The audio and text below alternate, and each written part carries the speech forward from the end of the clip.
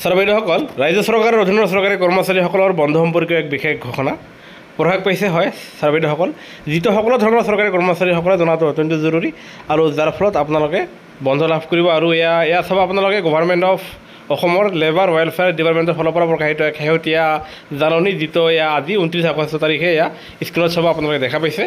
আৰু এই জাননী মৰ্মে চৰকাৰী কৰ্মচাৰীসকলে অহা আপোনাৰ 3 ছেপ্টেম্বৰ তাৰিখে সেইদিনাখন কৰম পূজা উপলক্ষে কৰ্মচাৰীসকলে পেইড হলিডে লাভ কৰিব আৰু যাৰ ফলত অৰ্ডাৰ বাই দ্য গভৰ্ণৰৰ এই জাননীখন প্ৰকাশ পাইছে। আনহাতে কৰ্মচাৰীসকলে সেইদিনাখন আপোনাৰ 3 ছেপ্টেম্বৰ দিনাখন আপোনালোকে সেইদিনাখন কৰম পূজা উপলক্ষে যি বন্ধ লাভ কৰিব তাৰে এই বিভাগীয় জাননী প্ৰকাশ পোৱা মই পোনে আপোনালোকৰ মাজলৈ লৈ আহিছোঁ।